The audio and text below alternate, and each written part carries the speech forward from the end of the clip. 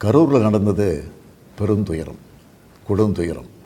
இதுவரை நடக்காத துயரம், இனி நடக்கக்கூடாத துயரம்.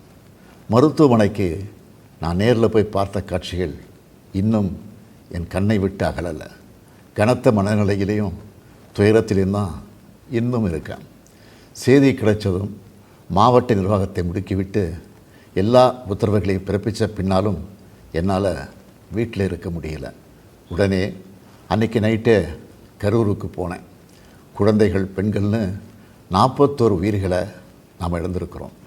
இறந்து போனவங்க குடும்பத்துக்கு தலா 10 லட்சம் ரூபாய் அறிவித்து அதை உடனடியாக வழங்கிட்டு இருக்கோம். ஹாஸ்பிட்டலில் சிகிச்சை பெற்று வர்றவங்களுக்கு அரசு சார்பில் முழு சிகிச்சையை வழங்கி வரோம். நடந்த சம்பவங்களுக்கான முழுமையான உண்மையான காரணத்தை ஆராய முன்னாள் நீதியரசர் அருணா ஜெகதீசன் அவர்கள் தலைமையில் ஒரு நபர் விசாரணை ஆணையம் அமைக்கப்பட்டிருக்கு.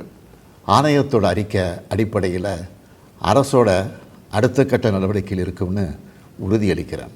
இதற்கிடையே சோஷியல் மீடியாவில் சிலர் பரப்புகிற வதந்திகளையும் பொய் செய்திகளையும் பார்த்துட்டு தான் இருக்கேன். எந்த ஒரு அரசியல் கட்சி தலைவரும் தன்னோட தொண்டர்களும் அப்பாவி பொதுமக்களும் இறக்கிறத எப்பொழுதும் விரும்ப மாட்டாங்க. இந்த சம்பவத்தில் உயிரிழந்தவங்க எந்த கட்சி சார்ந்தவங்களாக இருந்தாலும் என்னை பொறுத்த வரைக்கும் அவங்க நம்மளோட தமிழ் உறவுகள். எனவே சோகமும் துயரமும் சூழ்ந்திருக்கக்கூடிய இந்த நிலையில் பொறுப்பற்ற முறையில் விஷமத்தனமான செய்திகளை தவிர்க்கணும்னு கேட்டுக்கிறேன். அரசியல் கட்சிகள், பொது அமைப்புகள் இது போன்ற நிகழ்ச்சிகள் நடத்தும்போது இனி வரும் காலங்களில் எத்தகைய பொறுப்போடு நடந்துக்கணும்னு என்ற விதிமுறைகளை வகுக்க வேண்டியது நம்ம எல்லோருடைய கடமை. எனவே நீதியரசரின் ஆணைய அறிக்கை கிடைச்ச பிறகு எல்லா அரசியல் கட்சிகள், பொது அமைப்புகளோடு ஆலோசனை நடத்தி இதற்கான விதிகள், நெறிமுறைகள் வகுக்கப்படும்னு உறுதியளிக்கிறேன்.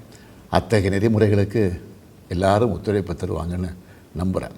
மனித உயிர்களே எல்லாத்துக்கும் மேலானது.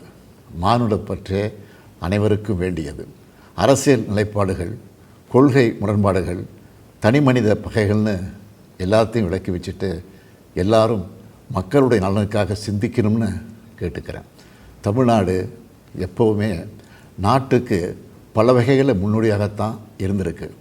இதுபோன்ற நிகழ்வுகள் இனி எந்த காலத்திலையும் நடக்காமல் தடுக்க வேண்டியது நம்ம எல்லோருடைய கடமை. நன்றி, வணக்கம்.